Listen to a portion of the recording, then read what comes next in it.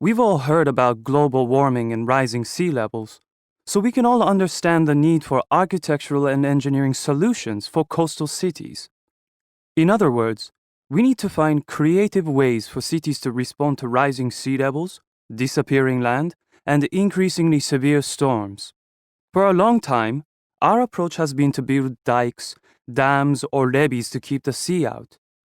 These are all basically walls or embankments to prevent flooding.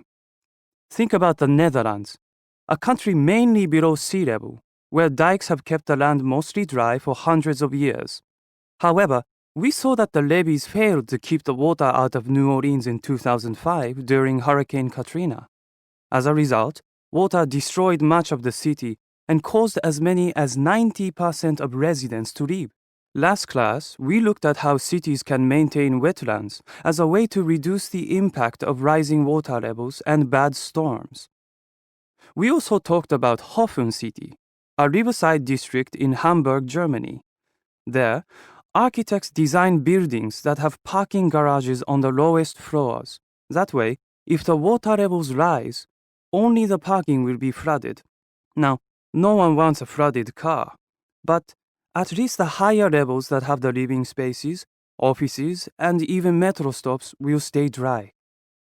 The idea is that there are three different areas in the city. One zone that can be flooded, one that is protected and floods only rarely, and a level that will never flood. Today, I'd like to focus on the work of Koen Olthuis, a Dutch architect. Many of the architects doing interesting work in this field come from the Netherlands for obvious reasons. There are almost 16 million Dutch people. Over 60% of them live in the one-third of the Netherlands that lies below sea level.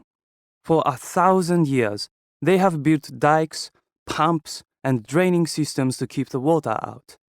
In fact, they have to keep pumping all the time, or within 48 hours, 30 to 60 centimeters of water would cover much of this land.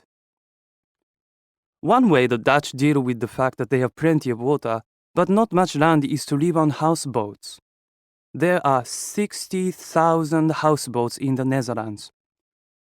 But the typical houseboat can only be about 5 meters wide and 20 meters long.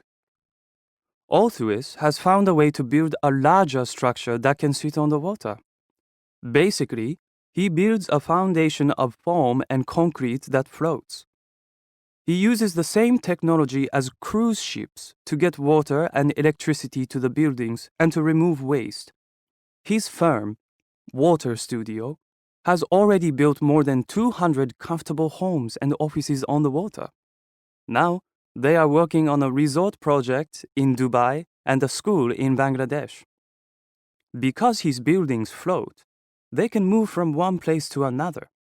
They can build them in units, take them apart, and put them together in places that need them. Olthuis thinks this kind of portable building could work for the Olympics. Today, cities have to build a lot of new structures to host the Olympics.